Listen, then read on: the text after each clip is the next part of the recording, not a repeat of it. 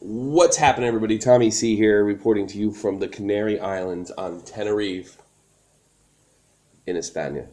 Listen, I have some quick comments while I'm out here about Game 4, Rangers versus the Tampa Bay Lightning. Just checked out the game, and let me tell you, this is a very good sign for the Rangers because I think the key to the game was the guys who didn't produce, the Yandles, the St. Louis, the Rick Nash, who had a Rick Nash-esque goal, is exactly what the Rangers need to move on and also regain home ice. Now, there was a couple downsides to this game as well. You saw basically Tampa Bay dominate most of this game. And was it 17, 18 shots? Ben Bishop managed to give up 5 goals. Now, I don't expect that to keep going forward, but Bishop, it should be noted that Bishop has given up a lot of goals in the last couple games, as well did Henrik Lundqvist. But I really believed in those last 2 games that Lundqvist was not getting the proper support from his defense. He did tonight, and he performed spectacularly. They absolutely needed a big game from Lundqvist, which was said earlier in the American broadcast. I don't know about you folks in Canada, but it was said there. So I'm very, very happy with the New York Rangers going forward. Talking about tonight's game, Ducks versus the Chicago Blackhawks. Hey, it's real simple that this team is Chicago better take them seriously because this is certainly going 7. The Ducks are a lot better than we thought they were, and they finally have the goaltending from Frederik Andersen that they needed probably to win Stanley Cups in the past. I brought it up 2 weeks ago, but now it's being said on the major networks that really what happened to the Ducks after 2007 is their back didn't grow up. The exit of the retirement of Scott Niedermayer, the exit of Chris Pronger to Philadelphia, the defense didn't really hold up, and they didn't really have a consistent. And after Jaguar, kind of his skills went away. They pretty much weren't the same team. And that's pretty much all I have to say about that.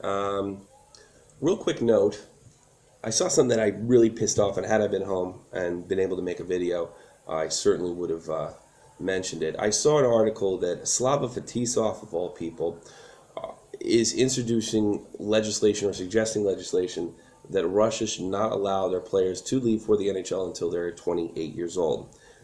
This is spectacular hypocrisy on a level that I can't even grasp. Slava Fetisov was the first Russian really to do it the right way and do it legally, to basically get permission after a long drawn-out fight with the help of the Lou Lamoriello and the New Jersey Devils to gain access, not only for him, because if he had just rolled himself in a suitcase and defected, the other Russian hockey players would not have had a chance to come to the United States, to come to Canada to show their skills.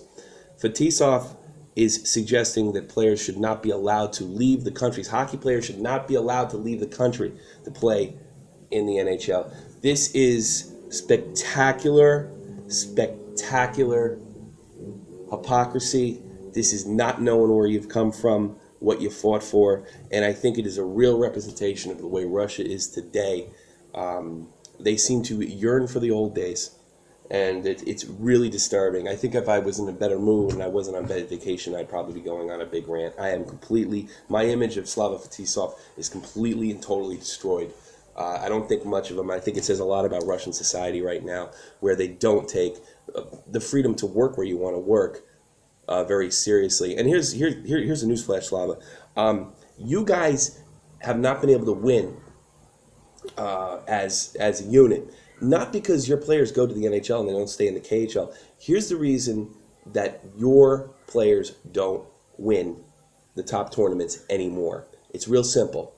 When the Red Army team was playing, they were playing amateurs. Now Russia is on even footing, and they have no gold in the Olympics to show for it. And what is it, a handful of world championships, which you're seeing situations like with the World Junior Championships, Russian players throwing sticks in the stand. You're seeing situations like the walking off during the Canadian national anthem after they're giving gold away, with the exception of apparently Malkin and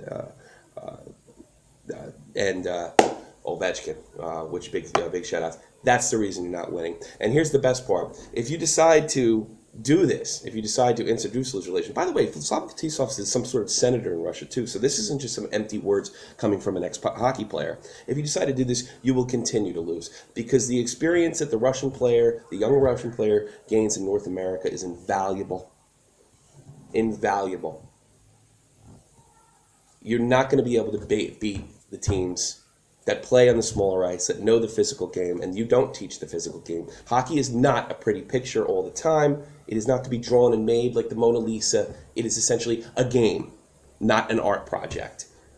And the only reason you were able to win with that kind of philosophy is when you were playing amateur. So it's really disgusting that Slava Fetisov continues to have this authoritarian mindset to keep Russian players, and really keep Russian players from going to the NHL. I mean, it's like I said, it's a real representation on how Russian society views freedom, and the biggest hypocrite of all would be Slava Fetisov for doing this. It's really totally disgusting, and I can't yell and scream because I'm in a hotel. All right, thanks very much, everybody. Let you know what's going on over here. I'm well, maybe I'll take you with me. Hold on a second. Maybe this will work. Okay, take a look. That's my wife, and this is where I'm staying. You like it here, babe? Yeah. And apparently I'm on a huge volcano, if you can believe that. I am on a giant volcano in the Canary Islands, which are really closer to the continent of Africa than it is in, than it is in actually Spain itself. It's a Spanish property because, I don't know, the Spanish came here in the 15th century and wiped out everybody, and they took it for themselves. Nobody stopped the Spanish Inquisition. That's Monty Python. Thank you very much. Tommy C, and I'm out.